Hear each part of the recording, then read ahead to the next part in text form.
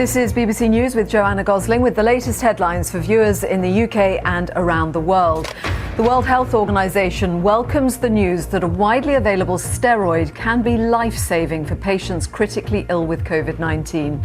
The UK's Health Secretary pays tribute to the team which led the research. It really is the single biggest scientific breakthrough that the world has yet made. And I pay tribute to the researchers at Oxford University and all those who they worked with.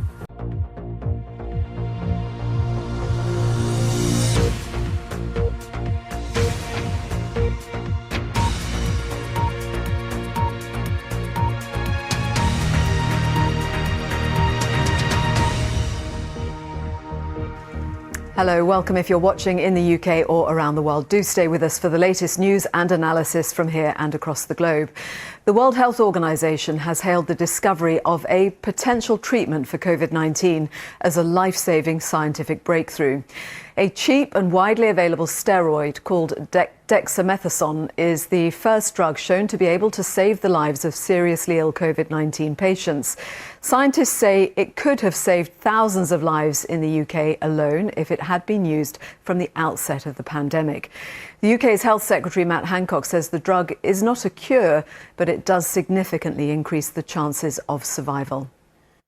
It's just a wonderful breakthrough in British science, and this is the first drug that's been clinically proven to save lives from COVID-19. So it's a testament to British science and the way that we do science properly in this country. It will make a massive difference in terms of the likelihood of surviving once you're already in hospital and on oxygen. It works for those who are the worst affected, and if you're on a ventilator, then it decreases the chance of mortality, of dying, by 35%. So it's a very significant improvement. Now, it is not a cure, and there's still work ongoing on a whole series of other treatments that we hope will be able to be used alongside dexamethasone, both earlier in the disease to stop people ending up on oxygen and on ventilators, and also hopefully alongside to increase that chance of surviving yet further. So it really is the single biggest scientific breakthrough that the world has yet made. The Health Secretary, the BBC's medical correspondent Fergus Walsh, says the use of the steroid drug dexamethasone could also be very significant for poor and developing countries and in a very short timescale. It can happen today. The World Health Organization has welcomed the preliminary findings. We're waiting for the final results. But the data only came in last week, and the team at Oxford University were so astonished by the very clear and very strong signal that came from the study that they rushed out the top-line findings, that it cuts the risk of death by a third in ventilated patients and by a fifth in patients who are receiving oxygen, that for the sake of patients, not just in the UK, but in places like Brazil and all over the world where this drug is widely available, they rushed out the data so that hospitals everywhere can start using this appropriately for patients who are on ventilators or on oxygen. So this does not work for mildly ill patients. It doesn't work in the early stages of the disease. In fact, it would be very harmful in the early stages because it dampens the immune response. It works when the immune system starts to go haywire, which often happens about a week after the infection takes hold.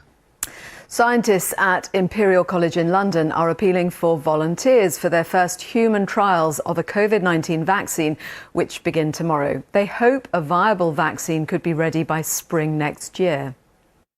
The first part of the clinical development is to check that it's really safe, because it's going to be used in the general population, and to check that it induces the right kind of immune response that we would predict would be protective. But we'll move into large-scale efficacy trials in October, and then it's a numbers game. It depends on how many infections are ongoing in the community. If we see a lot of infections, we may get a result fairly quickly. If there are very few infections, obviously it'll take a lot longer to get enough data to be able to prove that the vaccine works or not. So in a way that's ironic, isn't it, that you need a certain number of cases to be able to be sure of the efficacy? Yeah, absolutely. So, it's good news for the UK if there aren't many infections going on, but it just means it'll take us longer to get the data to prove that the vaccine works.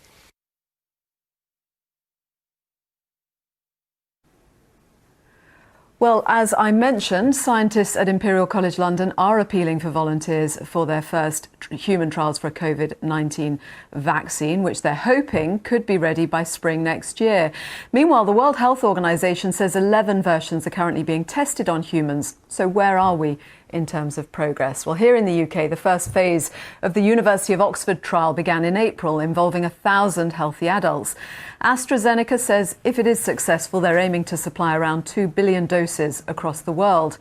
In the United States, several vaccines are under development as part of the Trump administration's fast-track program, which aims to produce 300 million doses of a potential vaccine by January.